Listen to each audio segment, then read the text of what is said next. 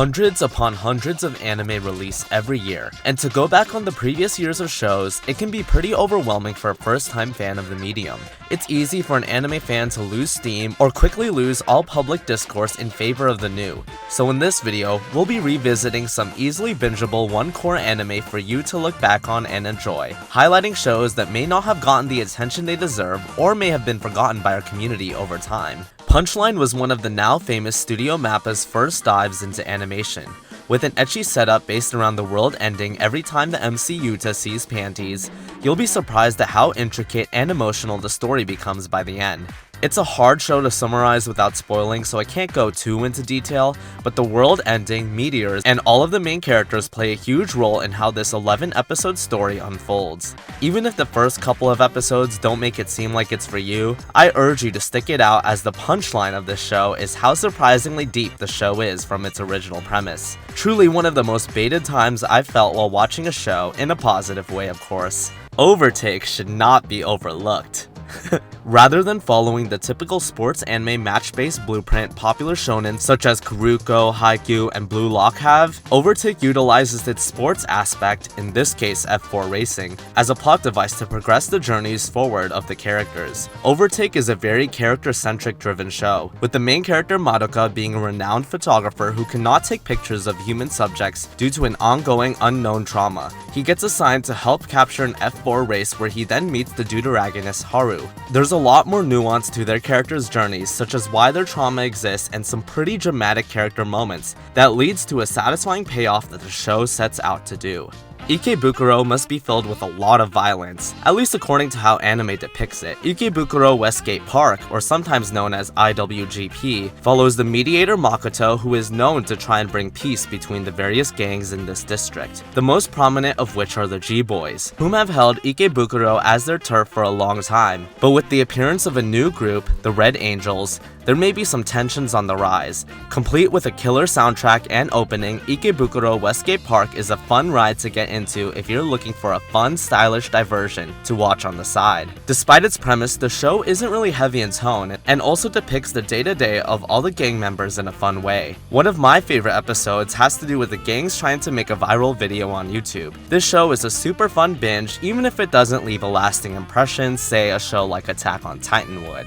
Deca-Dence, I truly believe, is one of the most underrated anime to come out in the 2020s. It features one of the most shocking story turns after its first episode, setting it up as a pretty typical apocalyptic storyline only to have it completely turn into something truly unique. Like PunchLine, just diving into the show's premise a little bit would involve spoilers.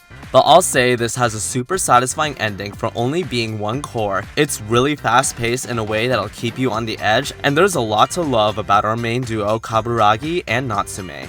Asobi Asobase is hands down one of the funniest shows I've ever watched. I can't really describe how Asobi Asobase is without just saying it's purely chaotic, out of pocket, and so outrageously hilarious. The show follows the pastime and its three members, Hanako, Olivia, and Kasumi, as they proceed to do a whole lot of nothing and everything at the exact same time. With top-notch voice acting, comedic timing, and what the fuck moments, Asobi Asobase is a comedy anime you can't miss out on.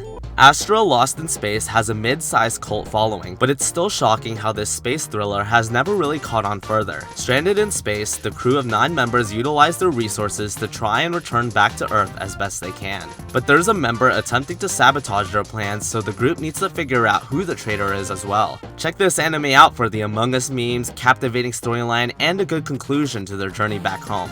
I will say that in my personal opinion, my only gripe I had was that there was a lot of flashbacks in order to reveal why and how characters ended up in a certain situation, and since I was so invested in the current timeline, I wasn't as into a lot of the flashbacks, but I'm clearly in the minority as the show is rated quite well, and the flashbacks are needed for characterization and to understand a lot of the dynamics the group has with each other. It also helps us to suss one of them out.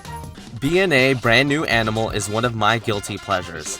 I binged it all as it came out and was really surprised at how much I enjoyed it. I'm aware of a certain stigma that may cause people to turn away from the show, but if you're looking for a good social commentary about discrimination against beastmen that's kinda like Zootopia, check this one out. The highlight of BNA was definitely the fun character interaction between our main girl Michiru, a human suddenly turned beastman, and Shiro, a wolf who acts as a protector of beastmen. The ending is a bit rushed, but it overall is a very fun and satisfying journey to follow. Maybe this will prompt me to check out Beastars, but maybe not. Following the titular family of siblings as they navigate their day-to-day life after the recent passing of their parents, the Yuzuki family's 4 sons takes a more humanistic approach to depicting realistic scenarios that aren't often covered in the medium, such as the intricacies in a love-hate relationship between brothers, what happens when your best friend gets into a relationship and how that dynamic changes, and so forth. The show's grounded approach helps elevate all of the emotions and makes it a show that hits too close to home.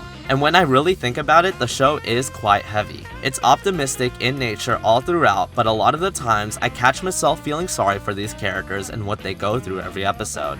But what's crazy about that is that what they go through can easily be applied to people in real life.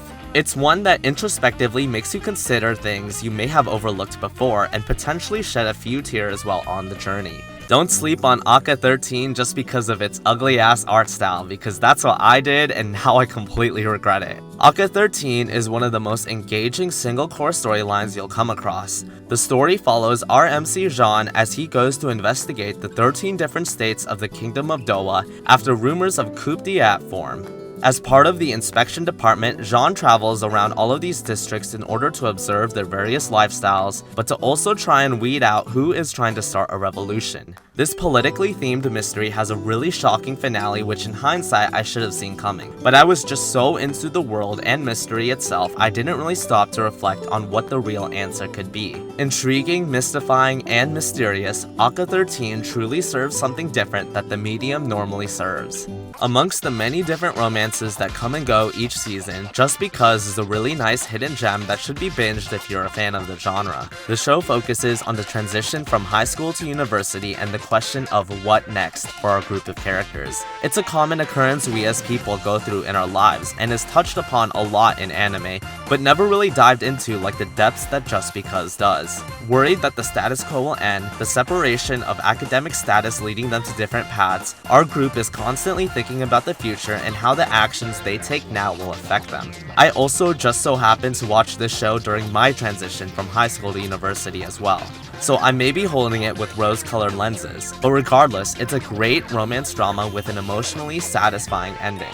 Happy binging! These are 10 different single-cour shows you can easily be satisfied with if you're looking to pull an all-nighter completing a show. I tried to pick from a diverse pool of genres and may have missed out on a ton, so leave them in the comments below. Also, if you're looking out for any underrated shows of a specific trope or genre, let me know in the comments as well and I'll see what I can do. See ya!